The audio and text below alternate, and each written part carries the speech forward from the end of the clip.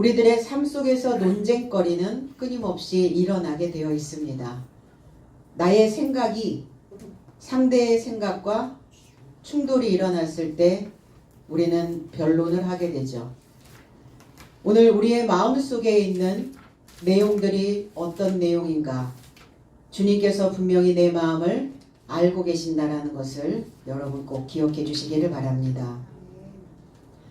언어에서 6절로 8절, 그래서 이 말씀에 관하여 알아보려고 사도 삶과 장로 삶이 모이게 되더라. 많은 변론이 있고 베드로가 일어나 그의 삶에게 말하되 형제 장정 삶이여, 하나님은 나의 입으로 인하여 열방 삶으로 복음의 말씀을 듣고 믿도록 옛날 삶으로부터 너의 삶 안에 택하셨다는 것을 너의 삶은 이해하고 있다. 그리고 마음을 감찰하시는 하나님이 나의 삶에게와 저의 삶에게 성령을 주어 증거하셨다 그랬어요. 바리새파에서 온 모세 할례당, 그들이 주장하는 건 뭐냐면 모세의 견본이 되어야 한다고 주장하는 겁니다. 우리는 이렇게 얘기하죠. 나처럼 해봐, 이거. 그 얘기예요. 나와 똑같은 모양을 찍어내야 된다. 그래서 그들이 주장하고 있는 내용이 도대체 뭐냐? 그들이 주장하고 있는 내용에 대하여 사도들과 장로들이 모였습니다. 이 일을 이렇게 얘기했는데 개역성경에는 이 일이라는 단어가 말씀이란 단어예요. 로고스. 이 말씀에 대하여 그랬어요. 그들이 증거하고 있는 그 말씀에 대하여 우리가 한번 의논해보자. 얘기해보자. 그래서 이 말씀은 명령을 내리고 사람들의 생각을 정돈시키고 그리고 내 입에서 무엇인가 선포되어지는 거죠. 그래서 말은 선포되어진 것은 주워 담을 수가 없는 내용들입니다. 말이 선포가 되어지면 사람들의 머리에 집을 지어주는 것과 같다. 그래서 우리는 그 집안에서 살듯이 말은 그 말 속에 사람들이 살고 있다는 거예요. 그러면 그 말이 내 머리에 저장되어질 수 있다라는 것을 생각해야 되는 거죠. 늘 비난만 받았던 사람, 늘 공격만 당했던 사람, 그 공격당한 그 비난당했던 집이 만들어지는 겁니다. 그러니까 어떻게 해요? 방어하기 바쁘겠죠. 그리고 상대를 적으로 간주하겠죠. 그래서 그 집이 머리에 저장되어져 있는 그 말이 미숙하면, 성숙된 말이 되지 않으면, 정돈되어져서 선포되어지는 말이 안 되면 그 미숙한 통치자의 입에서 나온 말처럼 온 나라를 뒤흔들게 됩니다. 사람들의 삶을 흔들어 버려요. 미숙한 말은. 그리고 이 말은 전염병과 같습니다. 확산돼 버리죠. 그리고 그 말은 사람의 상태가 그 속에 담겨져서 그대로 고스란히 드러난다는 것을 우리는 알아야 됩니다. 전도서 7장 20절로 22절에는 선을 행하고 전혀 죄를 범하지 아니하는 의인은 세상에 없기 때문이로다. 또한 사람들이 하는 말에 너의 마음을 두지 말라. 그리하면 너의 종이 너를 저주하는 것을 듣지 아니하리라. 너 또한 가끔 사람을 저주하였다는 것을 너의 마음도 알고 있느니라. 나만 당하는 게 아니라는 거예요. 나도 상대를 당혹하게 만든다는 겁니다. 우리는 어때요? 나만 당했다라고 생각하니까 억울함이 하늘을 찌르게 되죠. 사람들의 말에 의로움이 담겨져 있다는 거예요.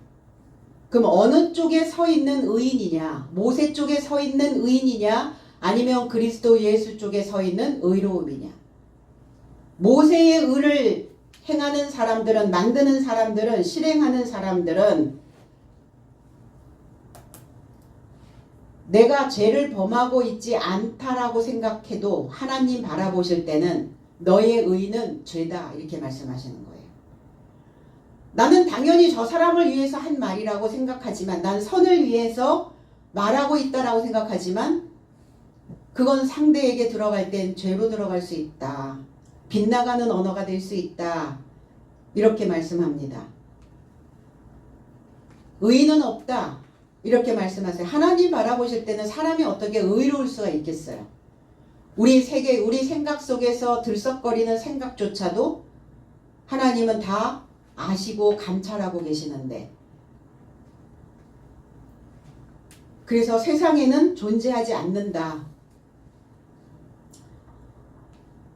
그 사람의 말이 상대를 파괴하고 있느냐, 아니면 그 말이 상대의 생각들을 다시 정돈시켜 주고 있느냐예요.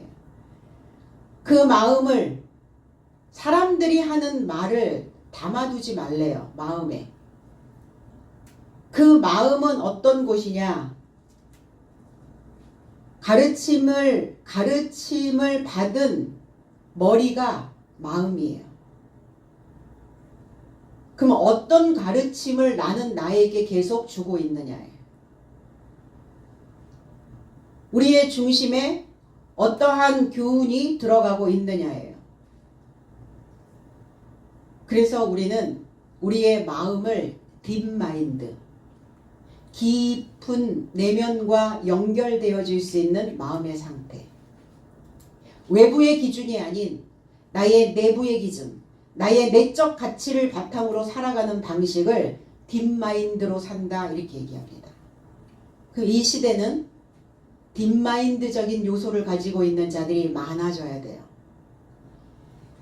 그래서 자신을 돌아보고 깨달을 수 있도록 하는 것이 바로 딥마인드적인 요소들입니다. 그 마음을 두지 마라. 탓으로 돌리지 마라. 뼈대를 만들지 마라. 우리는 누구의 탓으로 돌리고 누구 때문이라고 이야기를 하는 것은 내 안에 그 뼈대를 만들고 있는 것과 같다. 그러면 그 뼈대는 가만히 있느냐? 아니죠. 그게 내 마음 안에 딱 중심 안에 잡혀져 있다는 거예요. 그게 끊임없이 나에게 부어주고 있다는 겁니다. 사람들이 하는 말에 뼈대를 만들지 않으면 상대가 어떤 말을 해도 그 뼈대가 나를 찌르지 않는다는 겁니다. 혹여 그래서 그리하면 너의 종이, 일하는 자가 너를 저주하는 것을 듣지 않을 수 있다. 그럼 나를 위해서 일하는 종이 어디에 있냐고요? 내 안에 있죠. 상대가 나를 찌르는 그러한 소리를 했는데 그 소리는 내 안에 노예한테 전달이 됩니다. 일하는 자에게 전달이 돼요. 그러면 일하는 자는 나에게 또 메시지를 줘요. 끊임없이 저주하는 말을 한다는 거예요. 저주가 뭡니까? 나를 멸시하고 날카롭게 만들고 사소한 것에 흔들리게 만들고 나를 가볍게 만드는 겁니다.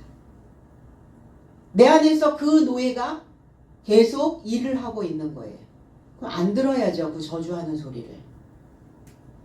내가 마음을 어디에 두느냐에 따라, 내가 뼈대를 어디에다가 만들었느냐에 따라 저주의 소리가 들릴 수도 있고 감사의 소리가 들릴 수도 있다는 겁니다. 그럼 너는 안 그랬느냐? 너도 가끔, 너도 역시, 너도 무수히 많이 그 사람들을 저주했다. 날카롭게 찔렀다는 거예요. 그랬다는 것을 네 마음은 알고 있다. 그러니까 확인해봐라 이거예요. 확인해봐라. 깊은 마음에서 우러나오는 말들이 어떤 말인지 확인하고 해라. 의논합니다. 왜? 그 사태를 파악하기 위해서. 지금 어떤 시점이냐, 어떤 상황이 벌어진 거냐. 그 바리새인들이, 그 유대인들이, 모세 할례당들이 도대체 왜 끊임없이 분란을 일으키고 있단 말이냐. 고린도전서 8장 1절로 3절에는 우상 제물 삶에 관해서도 내 삶 모두는 지식을 가지고 있음을 알아본 것이다. 지식은 교만 하나, 사랑은 집을 세운다. 그래서 누군가 무엇을 아는 줄로 생각한다면 아직도 알 것을 마땅히 알지 못한 만큼 아무것도 알지 못한 것이다. 그러나 누군가 하나님을 사랑한다면 이 자는 하나님에 의하여 알게 된 것이다. 내가 내 스스로 깨닫는 것 같지만 하나님이 알게 하셔서 깨달은 거라는 거예요. 그러니까 지식을 가지고 있다는 것은 사람들을 유익하게 만드는 데 쓰이는 도구여야 된다는 거예요. 그런데 혹여 그 지식이 나는 모든 지식을 가지고 있다, 나는 알고 있다, 그건 교만이라는 거예요. 그 교만이 아닌 하나님의 사랑으로 그 지식을 쓰게 된다면 그들은 집을 세우는 자와 같다. 가정을 세운다. 안식처를 만들어준다는 거예요. 집은 어떤 공간입니까? 쉼의 공간이죠. 안식할 수 있는 공간이죠. 아이들이 집에 들어가기 싫어. 남편들이, 아내들이 집에 들어가기 싫어. 왜 집에 들어가기 싫어요? 안식처가 되지 못하면 집이 싫은 거예요. 그 공간이. 그러니까 집은 사랑으로 집을 지으시라고요. 그 지식은 사랑을 할 때 쓰일 수 있는 에너지가 되어져야 된다는 겁니다. 우상이 뭡니까? 우상. 비어 있는 거예요. 어떤 형체를 가지고 있어요. 내 마음에 어떤 뼈대를 형성하고 있다는 겁니다. 제2계명에 너를 위하여 새긴 우상을 만들지 말고 그랬어요. 그러니까 우상의 지식을 가지고 있으면 교만해져요. 나만 알고 있다는 거예요. 그러나 무엇을 아는 줄로 생각한다면 아직도 알 것을 마땅히 알지 못하고 있는 것이다. 내가 뭘 안다. 넌 아직 알지 못하고 있는 거야. 하나님 바라보실 땐 그렇다는 이야기예요. 그래서 우상의 지식을 가지고 가르치지 말고 하나님의 사랑으로 집을 지어주려고 가르치시라는 겁니다. 내가 원하는 형태로 만들려고 가르치지 마시고 하나님의 형태로 하나님의 형상으로 만들려고 가르치시라는 겁니다. 그래서 성경은 선생되지 말라 그랬어요. 사랑이 없는 선생 노릇은 나도 우상인데 상대도 우상을 만든다는 거예요. 안 채워지는 거예요. 허한 거예요. 교만으로 가르치니까 그 속이 채워질 수 없죠. 나와 똑같은 모양을 만들 수 있을까요? 나와 똑같이 행동하는 사람을 만들 수 있을까요? 없습니다. 그리스도 예수께서도 제자들을 가르치실 때 너희들은 나와 똑같아져야 된다고 말씀하신 적 없어요. 사도들도 그 말씀을 선포할 때 그들 속에 있는 것들을 존중하되 그러나 그 지식이 어떤 지식이어야 되는지를 고민하였단 말이에요. 그러니까 오늘 모세가 가르치고 있었던 그 견본을 이야기하고 있는 바리새인들 글의 말조차도 무시하지 않았어요. 그래서 모여 있는 거예요.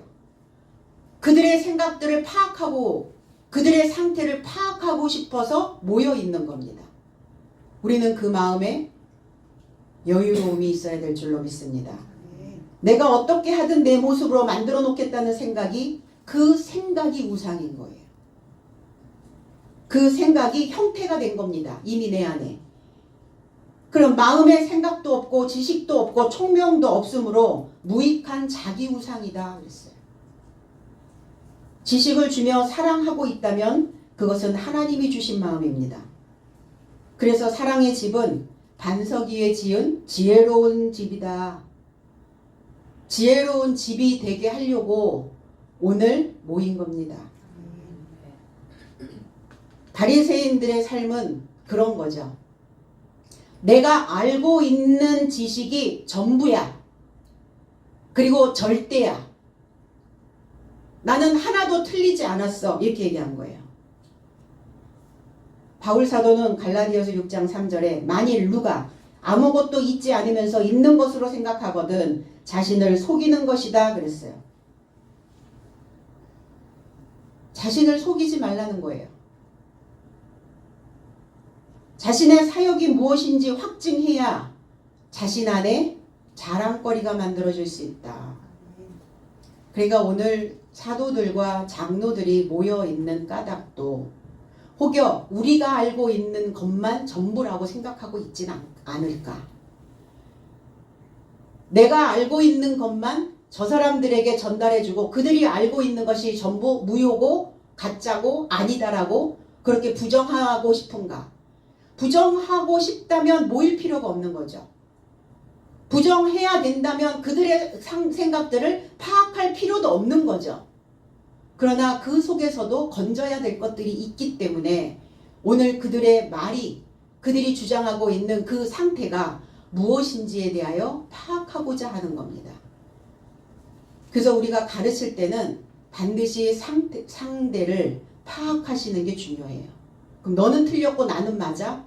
그런 식의 가르침은 사랑의 집을 지을 수 없다는 겁니다. 변론하자. 토론하자.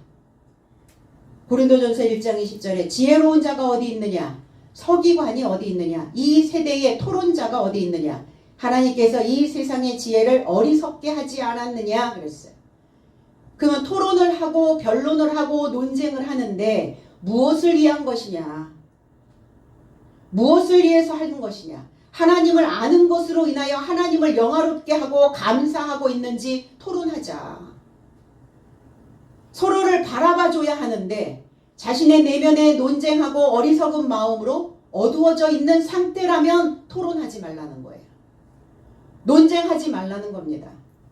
자신은 자신은 지혜롭다고 주장하나 이미 미련해져 있다는 거예요.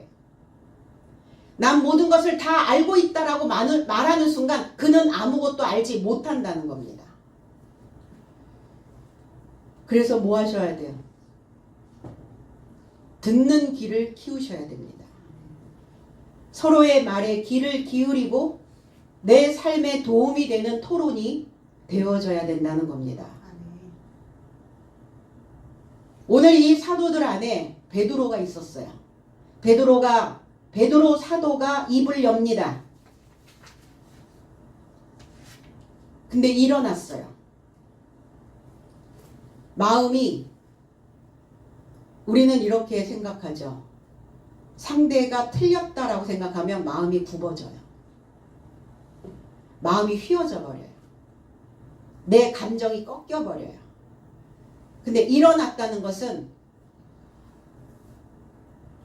너도 옳고 나도 옳아. 이렇게 놓고 보는 거예요. 너희들이 주장한 것들이 다 틀리지는 않아. 그러나 그게 전부라고 생각하기 때문에 그것을 바꿔줘야만 해. 그래서 그 마음을 들어올렸다 이렇게 표현해요. 아니스테미. 그러면 내 안에서 어떤 마음이 들어올려지는가 생각하셔야죠. 모세의 정죄인가? 아니면 그리스도의 사랑인가? 그럼 오늘 베드로 사도는 그리스도 예수에게 받았던 그 사랑으로 마음을 들어올렸다는 겁니다. 혀를 들어올렸다는 거예요. 입을 들어올렸다는 겁니다. 비난의 소리는 혀가 주저앉아요. 혀가 주저앉기 때문에 사람의 마음을 주저앉게 만듭니다. 혀가 들리면 어때요? 톤이 청량하게 들려요. 거칠게 들리지 않습니다. 로마서 10장 2절로 3절에 왜냐하면 나는 저희가 하나님의 열심을 가지고 있으나 지식을 좇지 않았음을 저들에게 증거하노니 하나님의 의를 깨닫지 못하고 자기 의를 들어 올리려고 찾고 있는 저들이 하나님의 의에 복종치 아니한 것이다. 자기의 의를 들어 올리고 있느냐? 아니면 하나님의 의를 들어 올리고 있느냐? 오늘 베드로 사도처럼 우리는 하나님의 의를 들어 올려야 될 줄로 믿습니다. 모세의 율법 안에 있는 바리새인들은 자기의 의를 내세우려고 그리스도를 영접하지 않았습니다. 그리스도를 영접하지 않았다는 것은 율법에서 해방되지 못했다는 뜻이에요. 그러니까 그들은 자기의 의가 들어 올려졌어요. 왜 그렇게 사고할까? 나는 옳고 너는 옳지 않다. I'm okay 이러는 거예요. 나는 괜찮아. 그런데 You are not okay or at all 이러는 거예요. 너는 전혀 괜찮지가 않아. 이런 사고를 가지고 있다는 거예요. 바리새인들이. 나는 괜찮은데 You are not okay. 너는 괜찮지가 않아. 이렇게. 그 생각으로 들어 올려져 있는 거죠. 그게 그 의란 말이에요. 하나님의 의로 들어 올려져야 모세의 율법의 마침이 됩니다. 율법의 마침이 된다는 것은 율법이 완성되는 거예요. 하나님의 법의 완성은 사랑입니다. 사랑은 뭡니까? 사람들의 마음을 올려주는 거예요. 그 사람을 세워주는 겁니다. 그 사람을 꺾어버리는 게 아니에요. 그리스도 의에 이르지 못한 자들은 종살이 하게 되겠죠. 율법 아래에서 종살이. 그러면 우리가 신앙 안에서 우리의 삶 안에서 어느 기간 동안은 필요하다고 말씀하셨어요. 초등학문 아래에서 종살이 하는 그 기간이 필요합니다. 그런데 여지껏 아직까지 내가 그 율법으로 인하여 종살이 하고 있다면 자유롭지 못하죠. 여기를 가도 자유롭지 못하고 저기서도 불편해요. 불편하다는 건 뭐예요? 종살이 하고 있다는 거예요. 해방되지 못했다는 겁니다. 평안이 사라져요. 언제까지? 내가 이 상태를 인식하지 못하면 죽을 때까지 매여 있다는 겁니다. 그리스도의 복음을 전해받아서 연결된 우리는 그리스도 예수에 연결된 소식으로 우리가 그리스도 예수의 의를 들어올리고 있다면 우리는 행복자입니다. 오늘 이 말씀을 듣고 있는 저와 여러분 모두가 다 행복의 나라로 오신 줄로 믿습니다. 그리고 말합니다. 베드로가 말하고 있는 것은 조직적이거나 또 논리를 써서 말하고 있는 거예요. 그리고 말은 생각을 보여주는 것이죠. 디모데전서 1장 7절에 율법 선생 되길 원하나 어떤 삶에 관하여 확실한 주장도 않고 깨닫지 못하여 말하지도 못하느니라. 바리새인들은 어때요? 그냥 자기 주장만 하고 있지 거기에 논리나 어떤 조직적으로 무엇을 어떤 말을 해야 되는지를 모르고 있다는 거예요. 감정만 쏟아내고 있는 겁니다. 넌 괜찮지 않아. 나는 옳은데 넌 괜찮지 않아. 넌 전혀 괜찮지가 않아. 이렇게 받아들이고 있는 거예요. 바리새인들은. 그들은 선생 되기를 원하나 확실한 지혜도 깨달음도 없는 거죠. 깨달음도 지혜도 없으니까 말하지 못하는 우상과 같다. 그들을 가리켜 어리석은 몽학 선생이다. 바리새인들은 몽학 선생들이었어요. 그럼 몽학 선생이 필요 없냐? 있다니까요. 언제까지? 예수 그리스도가 오시기 전까지는 몽학 선생이 필요해요. 그 몽학 선생이 마지막 몽학 선생이 세례 요한이었어요. 그러니까 이 몽학 선생은 어린 아이에게 시중을 드는 자라고 이렇게 기록이 되어져 있습니다. 6세에서 16세까지 아이들을 돌보는 노예 신분의 사람을 가리키는 말이다. 엄격한 훈련사였어요. 아이들은 이들의 감독에서 자유로워질 날만을 기다렸답니다. 혹여 내 자신이 몽학 선생이 되어서 어린아이 되어 있는 내 속을 시중 들고 있다면 저주 아래 있는 것이다. 내 안의 어린아이, 내 안의 어린아이를 계속 시중 들고 있는 몽학 선생이 있다는 거예요. 저와 여러분들 속에. 근데 거기에 어느 시점까지는 필요하죠. 그 어린아이의 마음을 달래주고 그 어린아이의 마음을 들어주고 이게 얼마나 필요해요. 그 시간들이. 그런데 그것만 하고 있다면 저주 아래 있는 것이다. 그리스도의 말씀으로 이 믿음이 회복되어져야 그 몽학 선생도 성장됩니다. 그리스도 예수이신 그 선생으로 이제 갈아타야 될 줄로 믿습니다. 그래서 그리스도 예수가 우리를 향하여 오신 겁니다. 베드로 사도는 말합니다. 형제 장정 삶이요. 형제들아 이렇게 얘기했는데 원어 성경에는 남편이라는 단어, 아내르라고 하는 단어가 하나 더 있어요.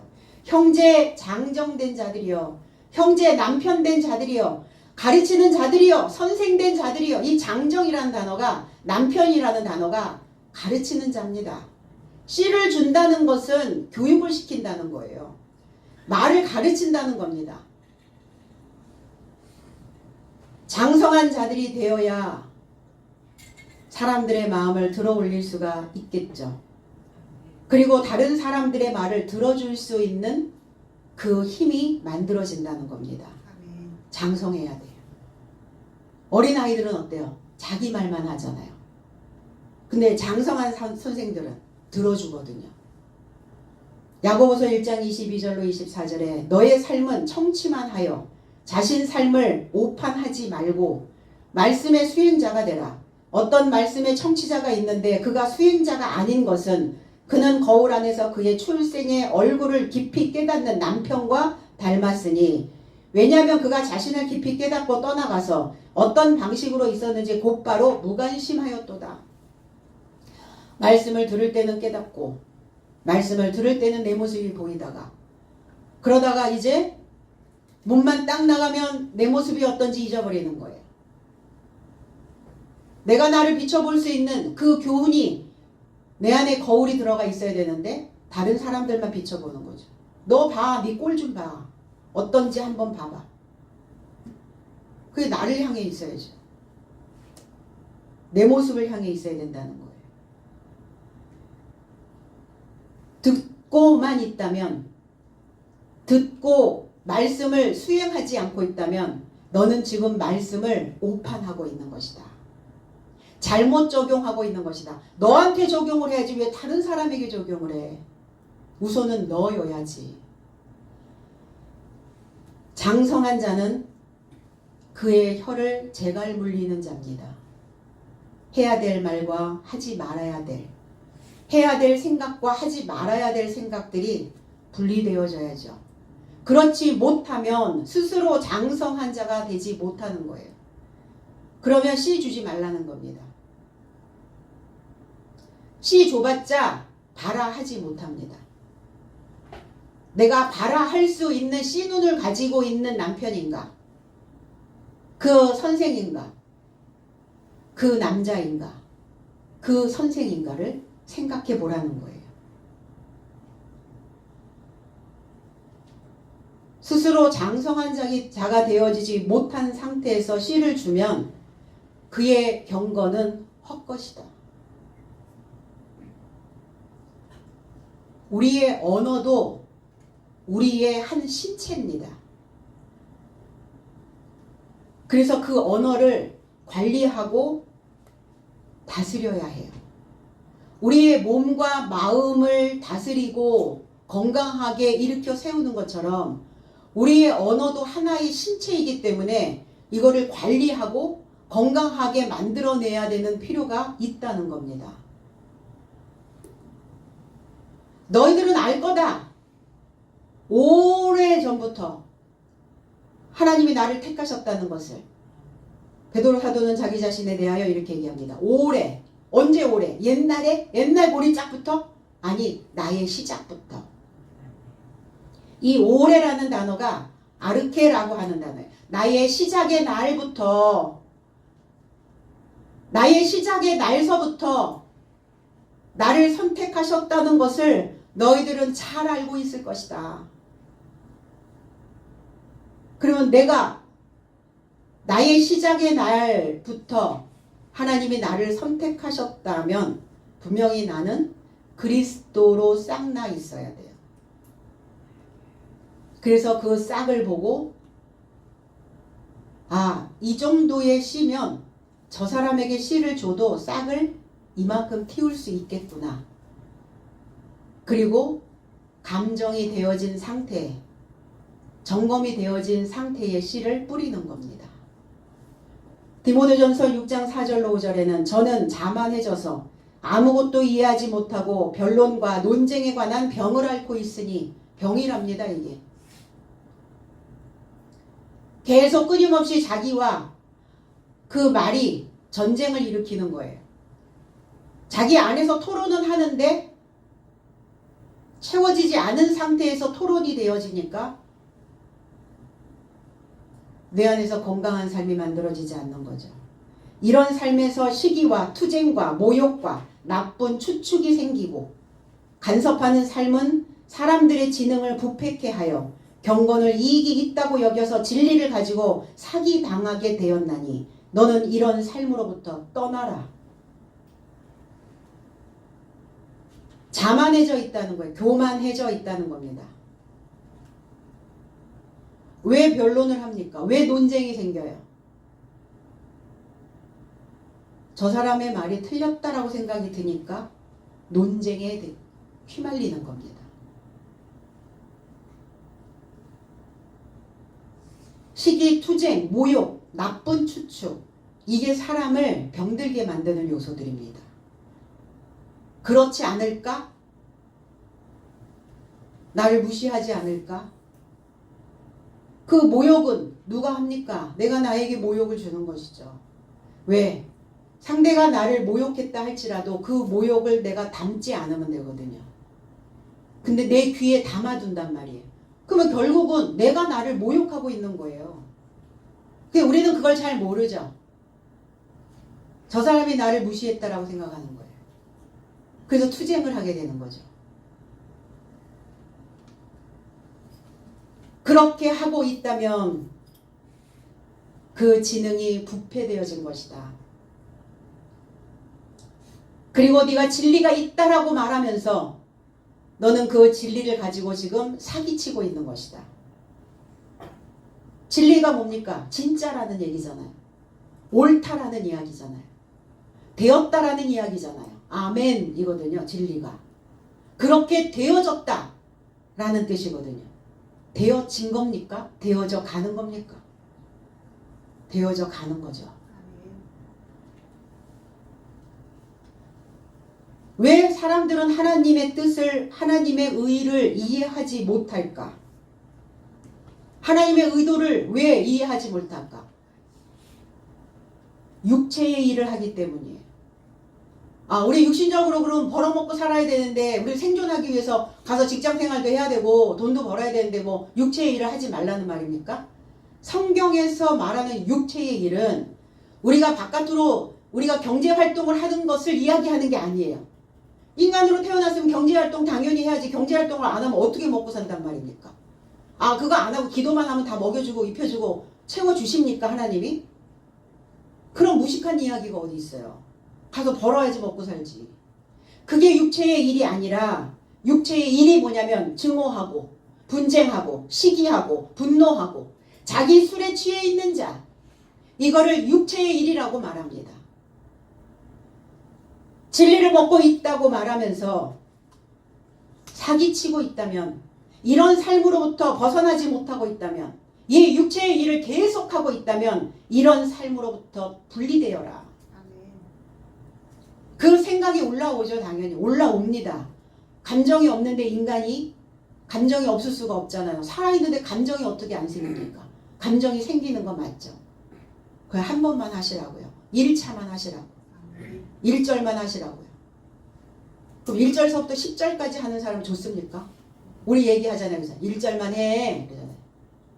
1절. 다른 사람은 나한테 1절만 했는데 내가 10절까지 하는 거예요. 내가 혼자서. 그러면서 상대를 증오하고 분노하고 미워하고 다툼을 일으키고 투쟁하고 이런 거죠. 계속. 베드로 사도를 뽑으셨다고요. 택하셨다고요. 선출하셨다고요. 왜 선출하셨을까? 싹수가 보였거든요. 저와 여러분들을 왜 이곳에, 저와 여러분들을 왜 선택하셨을까? 싹수가 보였기 때문이에요. 그 싹수가 보여진 자가 어떤 자들이냐? 환경의 변화에 수동적으로 반응하지 않고 내 생각들을, 내 삶을 재조직하면서 능동적으로 적응하는 사람, 이게 싹수가 있는 사람이죠. 환경의 변화에 수동적인 사람들은 될 대로 되라 이거예요. 뭐 될 대로 되라지 뭐. 이거 수동적인 거죠. 그렇지 않은 사람들은 내가 이것을 어떻게, 이 국면을 어떻게 헤쳐나가야 될 것인가 생각들을 재조직하는 거죠. 그리고 내가 이 문제를 헤쳐나가기 위해서 능동적으로 움직이는 것이죠. 그래야 싹이 난다고요. 단순 사고에 머물러 있지 않고 뇌의 신경세포의 회로망을 재구성하여, 뇌의 문제예요. 신경세포의 회로망의 문제예요. 그러니까 그 회로망을 다시 재구성하셔야 된다고. 내가 이 생각에 잠겨있을 필요가 없다라고 생각이 들면 벗어나셔야죠. 재구성하면서 내가 그동안 해왔던, 내가 하나님 은혜 아래서, 하나님의 은혜 아래서 경험했던 것을 통해서 다시 학습하고, 그리고 보여지는 환경뿐만이 아니라 내 안에 발생되어져 있는 그 환경에 적응할 수 있는 자들, 그들을 선택하신다고요. 그들을 뽑으셨다고요. 사도들 보세요. 오뚜기처럼 일어나잖아요. 어떠한 상황이 몰아쳐도 모세의 견본이 되어져라고 주장해도 바리새인들이 와서 트집을 잡아도 끄떡 안 합니다. 그들이 말하는 것에 뼈대를 만들지 않아요. 왜? 그리스도로 이미 뼈대가 만들어져 있기 때문에. 그리스도의 말씀으로 우리는 잔뼈가 굵어야 돼요. 그들 모두가 다 12사도였던 12사도의 삶이었어요. 그 자들이 누굽니까? 오늘날 저와 여러분들의 삶이어야 될 줄로 믿습니다. 그래서 종교의 혼돈 속에서도 균형을 잡는 능력이 있었다는 거예요. 베드로전서 2장 4절로 5절에 너의 삶은 사람에 의하여 거부되었으나 하나님 곁에서 택함 받은 보배로운 산도를 향하여 접근하는 너의 삶도 산돌같이 영적인 집이요 그리스도 예수로 인하여 하나님에게 환영받을 영적인 제사를 드릴 거룩한 제사장으로 건축되어라. 우리를 왜 뽑으셨다고요? 보배로운 산도를 향하여 너희들이 접근하여 왔다면, 그리스도 예수를 향하여 왔다면, 너희들이 지금 그리스도 예수를 믿고 있다면 진리의 말씀으로 너희들의 삶을 전파하고 있다면 너희도 산돌같이 영적인 집이 되라. 그 살아있는 돌, 나를 빛나게 하는 돌, 나를 연마할 수 있는 생각, 그 생각을 가지고 있는 자들이 하나님께는 환영받을 자들이래요. 우린 누군가를 선출을 할 때, 누군가를 뽑을 때 그 지도자의 눈에 환영받을 사람들을 뽑지 않겠습니까? 그리고 영적인 제사를 드릴 거룩한 제사장으로 건축되어질 자를 뽑으신 겁니다. 오늘 그리스도 예수도, 사도들의 삶도, 오늘 바울과 바나바도, 베드로도, 또 장로들의 삶도 사람들에게 다 거부당했던 자들입니다. 그리스도는 뭐 얼마나 환영받았어요? 사람들에게. 사도들은 뭐 사람들에게 얼마나 환영의 대상이었습니까? 아니었어요. 다 사람들에게는 싫어 버림받은 모퉁이 돌이었다는 얘기예요. 팽개쳐졌다는 거예요. 그러나 그럴 때마다 사람들에게 거부당했다라고 하는 마음이 올라올 때 오늘 사도들은 어떠했겠어요? 믿음으로 자신을 시험하고 내 신앙을 확증했다는 겁니다. 내가 이깟건 일에 내 중심이 흔들릴 내가 아닌 것이지. 하나님께서 내 안에 계신 줄을 인식하고 간다는 겁니다. 왜? 보배로운 산돌 만들어야 되니까. 나는 어떤 자였는데? 나는 죽은 돌이었었잖아요. 죽은 돌이었던 죽은 돌이었는데 싹이 보였어요. 그러니까 그 나를 뽑으셔서 보배로운 산돌로 보석으로 지어진 집으로 만들고 하나님께 환영받는 자가 되게 하려고. 사람들에게 접대받는, 사람들에게 환영받는 그 삶이 아니라 그래서 나를 선출하셨다는 겁니다. 그러니까 어떻게 하셔야 돼요? 스스로 나 자신에게 자부심이 있으셔야 돼요. 내가 내 자신에게 자부심이 없잖아요. 그러면 자꾸 사람들의 말에 내게 없는 자부심을 끌어내려고 자꾸 해요. 그러면 상대가 얼만큼 나 자신에 대한 자부심을 부여해 줍니까? 사람들은 나를 밀어내는 소리들을 많이 하는데, 그러나 내 자신에 대한 자부심을 스스로 가지고 있다면 나를 보배로운 산돌로 만들어 놓을 수 있다는 겁니다. 보배로운 모퉁이 돌을 어디다 두셨다고요? 시온성에 두셨다고요. 시온 안에 두셨다고요.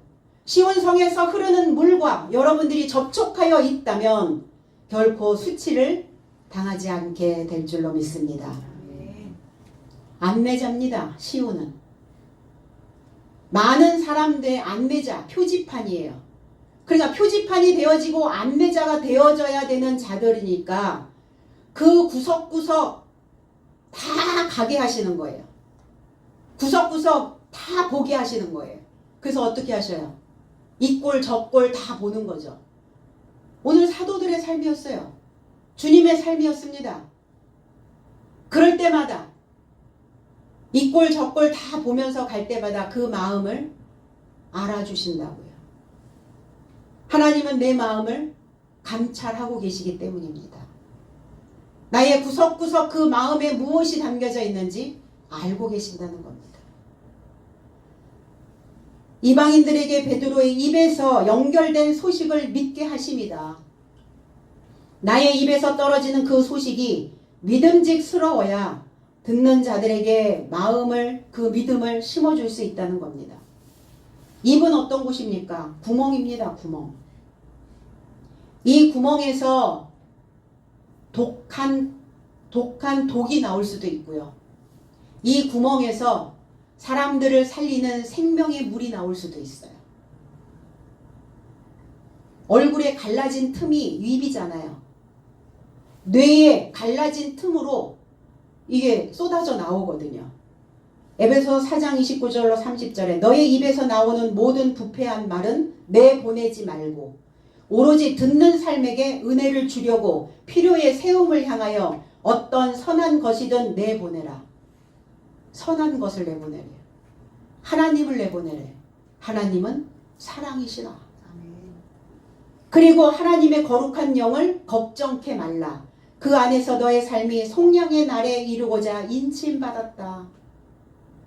네 입에서 하나님이 너를 구원하실지 아니면 구원하지 않으실지를 결정하신다는 거예요. 그러니까 너의 삶이 속량의 날에 이루고자 인침받은 자다.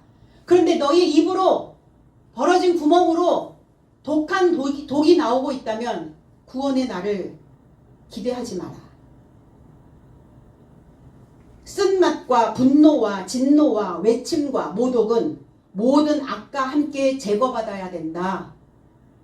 그리스도 안에서 은혜를 나의 삶에 베푸신 것 같이 서로 삶에게 친절한 입을 그리고 좋은 심정으로 입을 여는 것이 자신에게 은혜를 베푸는 삶이다. 하나님께 은혜 받기 원하잖아요. 선물 받길 원하잖아요.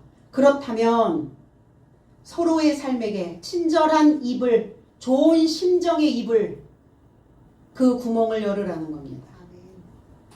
입에서 자신을 미달되게 만든다는 거예요. 우리의 입은 연결된 소식으로 구원되어야 되는데 그렇지 않으면 하나님의 영광에 미달되어진다는 겁니다.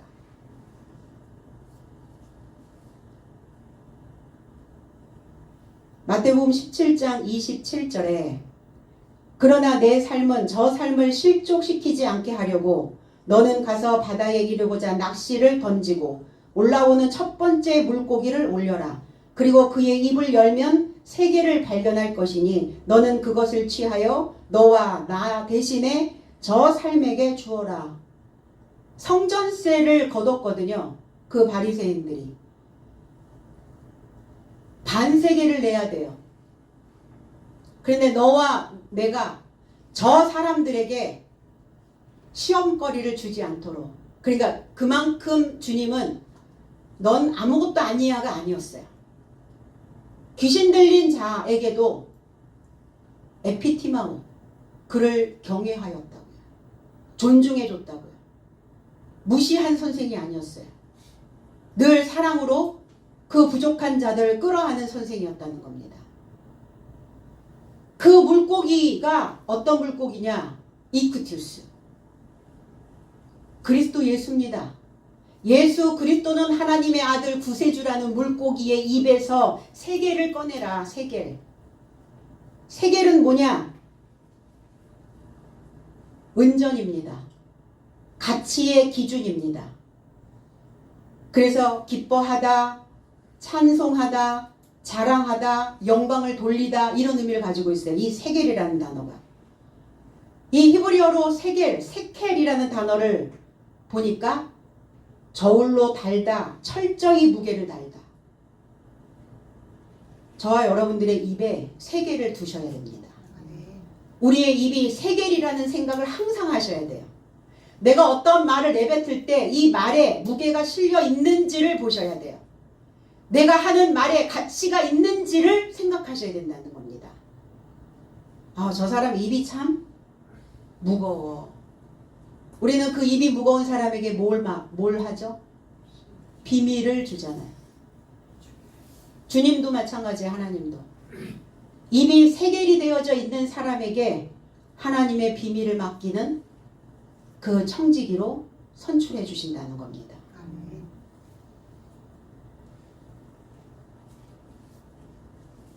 그래서 입이 가벼우면 어때요? 입이 가벼우면 아무것도 못 맡기죠. 그래서 입이 나풀나풀 거리는 거예요. 입에서 계속 뭐가 뿜어져 나오는 거예요. 입이 무거우면 내 생각에서 올라오는 생각들을 뱉어내기 전에 무게를 실어야 돼. 그래서 꼭 기억해야 될 것은 내 입이 세겔이어야 된다. 은전이어야 된다. 가치가 있어야 된다. 내 입이. 마음을 아시는 주님. 내 마음을 아시는 하나님. 내 마음을 감찰하시는 하나님.